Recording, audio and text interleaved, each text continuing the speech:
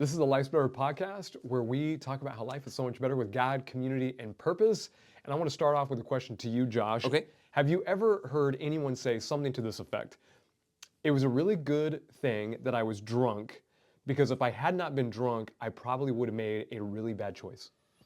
No, I can't say I've ever heard that very specific scenario. No. Yeah, no, neither have I. In fact, I haven't even heard of a scenario even remotely like that. Why don't you think we hear people talk like that more often or ever?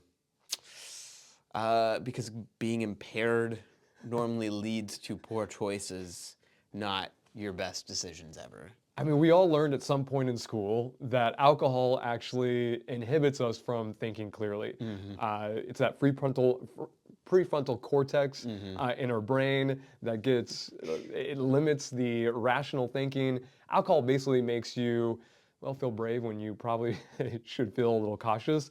It may create you, feeling like I can be loud when you really should be quiet. Yeah. I feel uninhibited where it's like, you probably should have been inhibited there. There's a comedian, you've probably heard this statement before, but he talks about how I had the right to remain silent. I simply lacked the ability. No, I've never heard that, but that's Okay, awesome. okay. I think there's even a line in Shrek where it's something like they take that line. But the reason why we're bringing this up is, Josh, it's come to my attention that you've got some really poor choices because of your alcohol consumption. You know what? It's true. New Year's Eve is what Yeah, I'm referring man, to. It was horrible. Me So- and my parents and Emily's parents. If you think I'm being serious, no, I'm not. I didn't even know what Josh. I just imagined that Josh and Emily were like lighting bottle rockets off. At We New were Year's. asleep at midnight. I think we went to bed at 9:30. 9:30 early bedtime. Very boring. The new year will come when I wake up. Yeah, that works. That works. No, the reason why I'm bringing this up is because I think it's pretty clear that most people don't set out to make poor decisions Yeah. that will negatively affect their lives. Yeah. Or even the lives of other people. But it happens, right? And unfortunately, just like the alcohol impaired individual who says, I think it'll work out. I think this will be a great idea. We naively step into situations with that same mindset. Yeah, no, this will work out just fine. Only later do we make those same statements that those who had too much to drink end up making. Statements like, what was I thinking? Why did you talk me into that? How in the world did I allow you to talk me into that? Or the ones that, come from your New Year's celebration. I can't believe there's video footage of me doing that, right? And so what we're going to be doing today is we're going to be talking about making better choices. And really, those choices come from hopefully good questions that we're asking ourselves. If we're able to really form a grid of solid questions, biblical questions to filter through, those good questions lead to good decision making. In fact, we're going to do something a little different on our podcast today. We're actually going to be partnering up with a sermon series that we have begun in January. And we typically don't do this, but in January we started a series entitled The Grid. And the tagline behind this series is Better Decisions for a Better Life. And today is kind of the cutting room floor experience here on the podcast. Yeah. Josh, as we plan and prepare sermon series, you can put a lot of good stuff in a sermon series, but sometimes you have to sacrifice the good in order to just focus on the great. Yeah.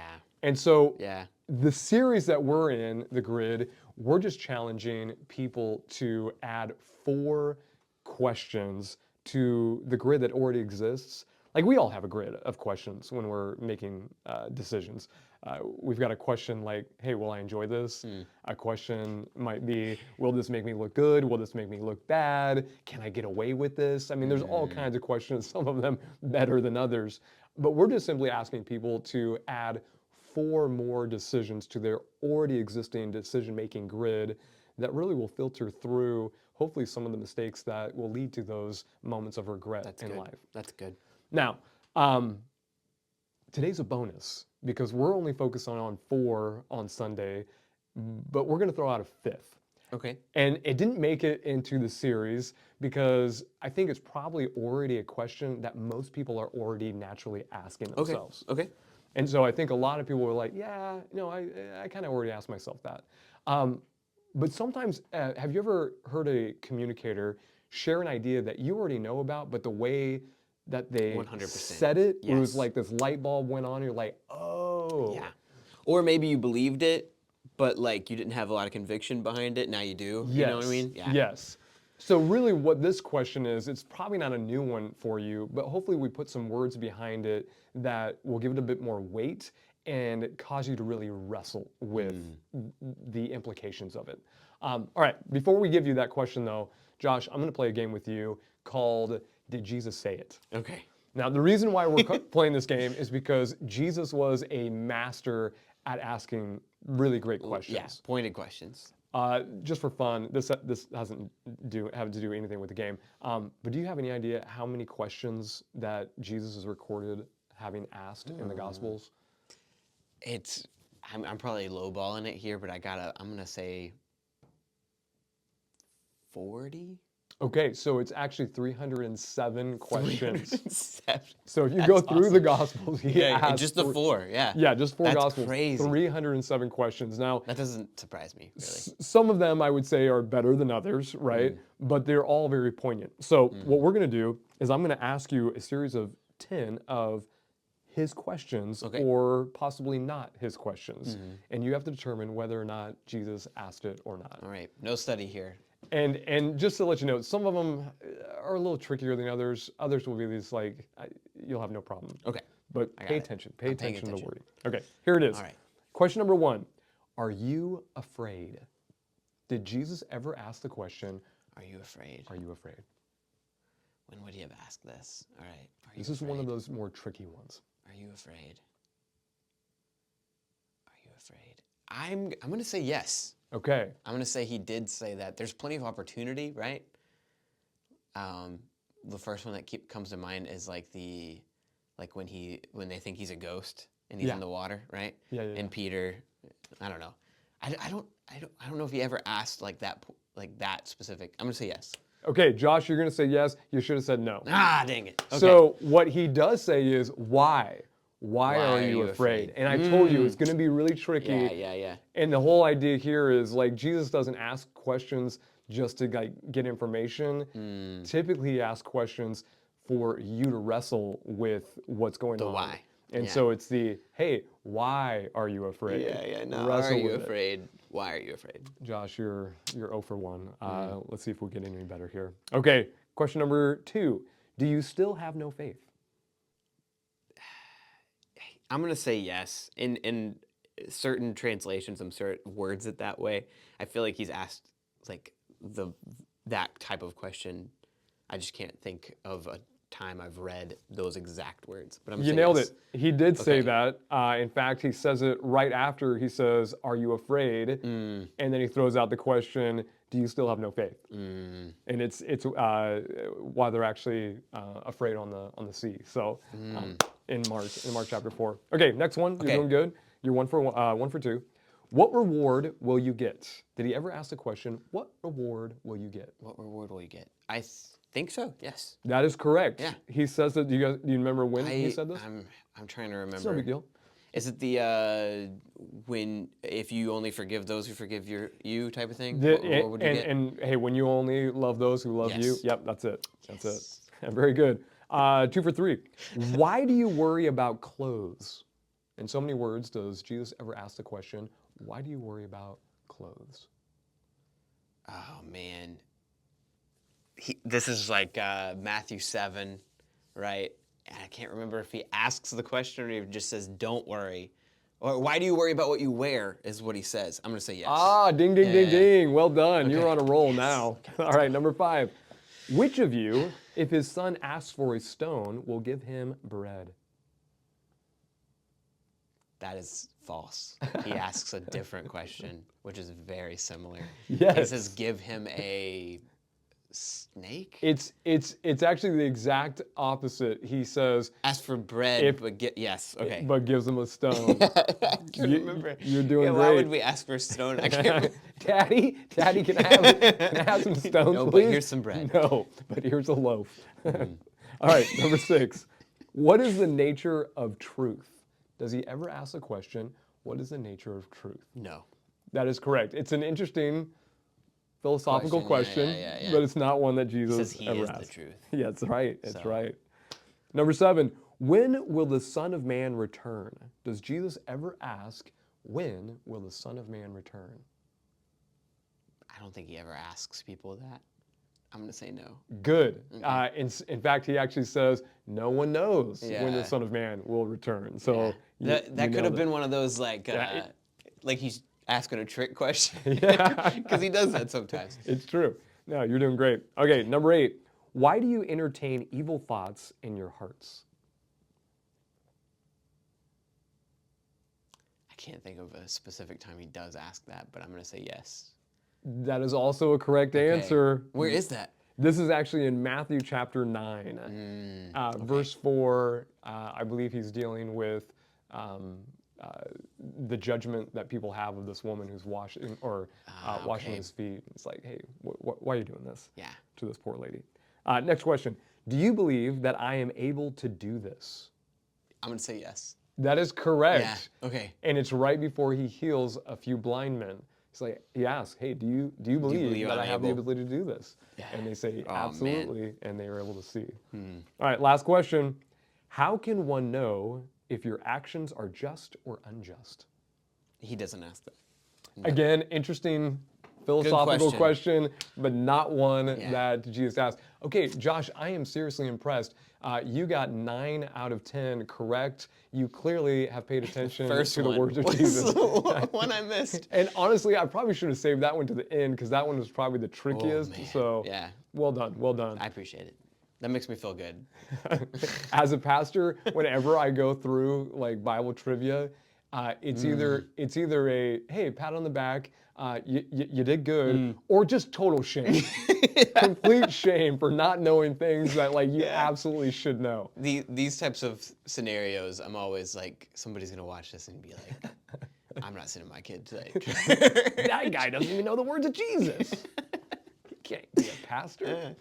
Well, what we're going to talk about again is just one more question, not the ones that Jesus has just asked, but one more question that you can add to the grid that you're already using to make decisions. And here's the question. The question is there a red flag that could create a snag? Let me say it again. Is there a red flag that could create a snag?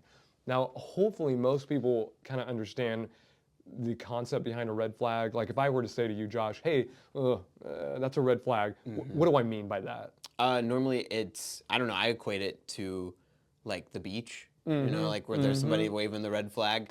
Like don't go because it's dangerous and you like could potentially avoid danger, but like you're avoiding into territory where these signs show that something bad is about to happen. Yeah, it's a warning of potential danger. Now, I'm curious in your own life, what have been one or more red flag moments for you where maybe you were in a situation, maybe you had to make a decision, and it was just one of those like, I don't know why I'm feeling so unsettled here, but there's just something I can't put my finger on it, but I feel like there's a red flag here. Yeah, I'm really bad at not just trying to give people the benefit of the doubt anyway, and especially when I was younger. But like the one that I want to share is one that I've stuck to like since is if I feel like people who I'm getting to know always veer the conversation towards complaining and also specifically complaining about other people, then they're probably doing it to me behind my back too. And there was a friend in college who like we had a core group of guys that were great. And we really encouraged one another. We were all really, really close. And there was this dude that tried to get in on that. And I noticed every time, you know, I was with him and like maybe only one other person, he was talking about the other guys, and I ignored it. And sure enough, like that led to them believing things about me that weren't true, I believing things about them that weren't true. And eventually we were like, hey, like there's one common factor here. Yeah. And since then I've been very like cautious, like in groups of people that like the conversation always just tends to go towards like other people that we know. And I'm like, I don't like this. Like, Yeah, and I'll be forward about it. Like, if they'll ask me, like, after going on for a while, like, how do you feel? I'm like, I don't really like to talk about people when they're not here. So, Nice. like, and it is a little like hardcore stop. And sometimes they're like, oh, whoa, I wasn't trying to. And I'm like, I just That's fine. preferred if we'd go Yeah. somewhere else with this conversation. No, that's good. I mean, Um, it's clearly the, hey, okay, I'm feeling unsettled, and so should I even open up? Should this be a friendship Oh, where, man. Yeah. Like there's some hardcore breaks that I pump with people like that where it's just like, if I share this, I know there's potential that it gets out to everybody. So Yeah. I'm not even going to really, that layer of friendship is not really ever going to occur, if that makes sense. Absolutely, absolutely. In fact, I think really at the heart of that question for our grid, our decision-making grid, is if there is this red flag moment, kind of this warning, like, something's not quite right. Yeah. Like we owe it to ourselves, and we really owe it to the people around us to pay attention to that red flag. Like deal with the tension in us and ask the question, why? Why am I feeling unsettled? Why am I experiencing this tension? And like let it bother us because it might be the very thing that God is using in your life to keep you away from one of those, great regret moments in life. Yeah. And so what we want to do in order to just emphasize the importance of this question is to examine a couple of moments in David's life. When I say David's life, I'm talking about David, the king of Israel, all the way back, and Samuel. We have his narrative, and there's a few moments where David uses this question really, really well. And then we'll examine at least one where he doesn't use it, or at least he doesn't deal with the tension that maybe he should have been dealing with. And so the first one, let's just, for those of you who may not know who David is, King Saul is the king at the time, but David, because of some of Saul's poor choices, has been anointed to become the next king. So David has the anointing, Saul currently has the crown. Saul becomes jealous of David, and so he tries to kill David. David has little choice but to run and hide, and so he's got a merry group of men that hang out in the wilderness, and they're basically trying to survive. Saul gets some really great intel of where David is, and so he musters up 3,000 of his fighting men to go and find David.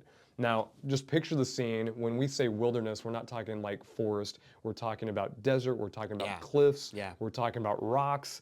And there's a column of 3,000 soldiers. And at one particular point, Saul needs to use the restroom. And so rather than being undignified in front of his men, using the restroom, he goes into a cave. And this is the divine moment. Like, this is the moment that it seems to be God ordained, because of all the places to stop, of all the caves to relieve himself, this is the very cave where David and his men are hiding in the back. Yeah. And so the whispers in the cave are very specifically, David, this is your chance. And the whispering basically says, David, kill the king, become king. Right, kill the king and eliminate the threat that has been threatening your life for multiple years now. And so in this moment, like, David takes his knife, sneaks up to Saul, and stabs him in the back. Right? That's how the story. No, that's not. If you don't know the story, that's not actually what David does. Instead, he asks himself this question: wait, is there a red flag that could create a snag? And he wrestles with this tension. In fact, Scripture says that David was conscience-stricken. And so it proves that he's wrestling through, should I do this? I mean, everything seems to be pointing, like, there's no way that he would be. He already knows that God has promised him the kingship. All he has to do is eliminate Saul, and now he can become king. But something just isn't quite right in his heart. And so he wrestles with, why am I so unsettled? Why am I so unsettled? And he realizes, no, I need to make a different choice. And so instead, what does he do? He goes up, or this isn't the part where he does cut off part of his cloak. Yes. Then goes back to where he's hiding and then shouts to Saul, like, hey. Like, his men, Yeah. I'm sure, like, when he came back and the knife wasn't bloody, but it was like covered in yarn, they were like, what are you doing? Yeah. Like, what have you just done? You've I- missed your chance. I think my biggest thing with what he does next is when he shouts. It like there would have been a part of me that's like, I got this as proof, but I want to be like very safe before I give you any indication of where I am, because I think that you're just gonna kill me if I tell you. Like even like how do I trust that you're gonna honor? Right. Like I could have done it, right? And so when Saul does leave the cave after doing his business, David steps out and says, again in so many words, Saul, look at your robe. Look what I have here in my hand. I had the opportunity. I had the chance to kill you. If you had been given this opportunity, you would have certainly killed me. But I chose to spare your life. Yeah. And in that moment, like everyone knows, like David's men know, Saul's men know, Saul knows himself who the better man was. And it was David. All because he was wrestling with this question. Wait, is there a red flag here? Why am I so unsettled? Is this what God wants me to do? And it leads to one of the great high points of David's life. I mean, we could spend a lot of time on all the high points of David's life. This is just one where he chooses to use this question, is there a red flag, that could create a snag? And he realizes, okay, this isn't the battlefield. This isn't war. This would be murder. And this would tarnish my reputation. This would tarnish my connection with God. This would tarnish potentially people rallying to me as king because they see me as a murderer. Yeah, I've heard other people talk about how like this was a really important decision because it separated Israel from like every other kingship.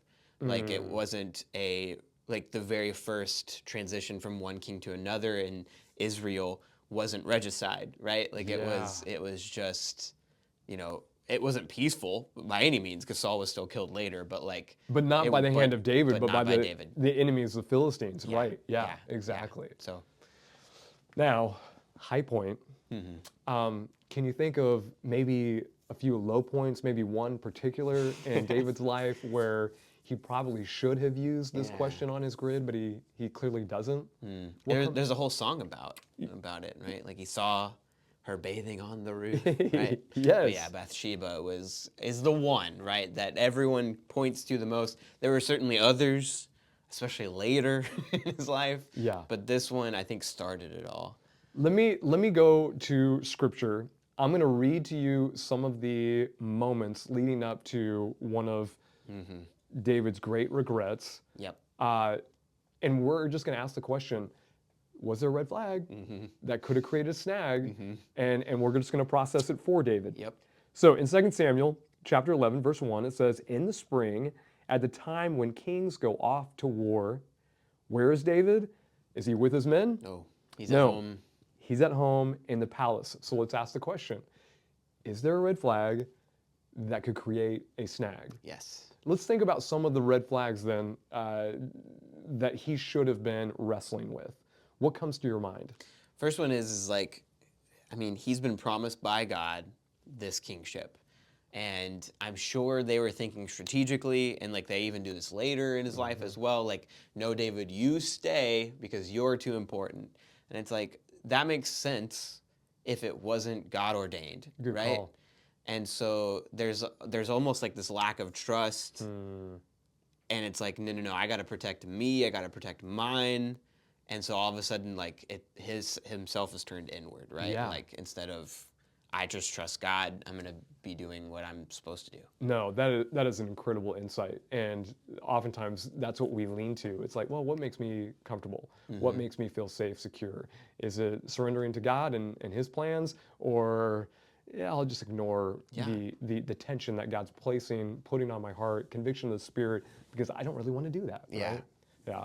All right, we'll continue. Verse 2, at least the first part of verse 2 says, one evening, David got up from his bed and walked around on the roof of the palace. From the roof, he saw a woman bathing.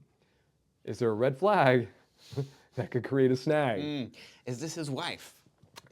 Good call. David has a couple of wives at this point, so he Quite a few. He shouldn't be looking for variety. You know, he's got plenty of variety, even though he shouldn't have done that even. another red flag. Yes, Like yes. he not only is satisfied with one woman, but when he finds another, it's like, let's marry her as Yep. well. And it's like, And there's a pattern that he probably should have been asking. Wait, is there a red flag here that could create a snag? At the very least, like the red flag is, wait, man, if I'm up here, like checking out, I could be labeled a peeping tom, right? And no one wants that. So at the very least, like get off the roof and get into your home.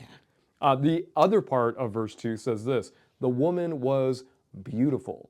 So not only is the woman bathing, but she's also very beautiful. Is that creating a whole nother level of a red flag that could create a snag? this is one that my students will ask, and I remember asking my youth pastor, like, when does lust occur? Yeah. And I remember my youth pastor, he's like, there's not really like a cut and dry, like this is when it occurs. But he said if you want like kind of a like measuring point, it's the first look, like to acknowledge somebody, hey, that they're Right. beautiful, that is fine. It's when you take the second or the glance that lingers, that's when you fall into Yeah. lust. Yeah. And it's when, to notice her, like David, maybe you shouldn't have been on the roof at night anyway, especially when you know people are probably bathing, like on the roof, like that's where people bathe. Probably shouldn't have done that, but the first look should have been like, oh, Yeah. I'm gonna respect her. Yeah. Yeah. But no, I'm gonna keep looking, and I'm gonna notice her beauty, and like that is a red flag. And Right. not to hurt people's feelings, but had she not been beautiful, probably not that much of a temptation. Yeah. Like unless he's just one of those creepy weird guys, like But we clearly know that like that's the temptation. And so Well, if he had saw a steps into it. dude, an old dude bathing on the roof, he might have noticed, but he wouldn't have commented on how he looked, Right. and he would have looked the other way. Good call. All right, verse 3 says this: David sent someone to find out about her. The man said, "She is Bathsheba, the daughter of Elam, and the wife of Uriah the Hittite." Can I just flag? say, love that the servant mentions this. It's almost as though he's trying to say, "There's a red flag, David. There's a red flag, Like David." literally waving a red flag at David. The wife, emphasize here, the wife of Uriah. Of your friend, like Yes. close friend, Uriah. Uriah, who's like hustling and sweating At war. and at war when you're here. Like This is it the biggest is. red flag. Yeah. And I get it. Like, this is one of those things where if I'm the servant, I don't want to straight up, like, say, because I could get killed. Yeah. But in the moment, like I don't know. There's like so much, like, why does David not have anybody surrounding him? Like, why is Samuel not living even near this where he can immediately be like, wait, what are you doing? The What are you doing right accountability now?" piece, right? He is missing lacking. that entirely in this situation. But yeah, that's the biggest red flag, right? He gets told, this is your friend's. And so eventually what ends up happening is David has Bathsheba come to his palace. They sleep together. A baby is conceived. And David, in order to try to keep this whole thing silent, actually has his wife murdered. Or Uriah, her husband. Her husband, that's what I Yes. meant to say. Yeah. Her husband murdered. Bad decision. In fact, what I'd love to do is just like imagine for a moment David as a grandpa. He's older, he's got grandkids, and one of his grandkids one day, who's heard so many stories of Grandpa David, right, sits on Grandpa's lap and says, "Can you tell me a story of your life? I've heard so many stories about you. Can you tell me, a story that has happened to you?" Like, what story is David going to want to tell? What story is he hoping that this grandchild wants him to tell? Like, does he want to tell the story of Bathsheba? I mean, no, that's the regret story. If he's going to tell a story, it's going to be like, oh man, you're never going to believe this, but Saul, the king before me, he was hunting me down, and God put me in a position, and I did the honorable thing, and I saved his life. And the reason I'm telling this story, little Junior, is because I want you to do the honorable thing even when it's difficult. I want you to deal with the tension that is in you, that explore the conscience that God has given you so that you can avoid those regrettable moments in life. And so, in our own lives, what are we doing? Just like David, we are creating a story with one decision at a time. And I think we all want to create a good story with our life. Yeah. And good stories are crafted through good decisions, and good decisions are crafted with good questions. And so, one of the questions that we would encourage all of you to begin consistently asking yourself with any decision of consequence would be, hey, is there a red flag that Yeah. could create a snag? You owe it to yourself, you owe it to those around you, and I think more than anyone, you owe it to God to wrestle and to find out why am I so unsettled about this. Any final thoughts, Josh? As a youth pastor, I just want to point out, like, in this story, the red flags he ignores are the ones that his children end up dealing with. Right. And so if you're a parent and you have to think, like, is this really, like, what, weighing the consequence of the red flag that you're ignoring, like, know that sin has a generational impact where whatever you're ignoring will probably be the ones that your kids have to deal with. And they'll be the ones that will have to decide, is this red flag worth ignoring or not? And I mean, in David's case, like some really awful things happened in the generations to come, and he couldn't deal with it because he'd be a hypocrite, really, if he dealt with it, his sons, the way they were failing to deal with this situation the same way he did. So. Yeah. No, great insight. I hope this has been helpful. I hope you add this question to your grid of questions. And until next month, don't forget that life is so much better with God, community, and purpose.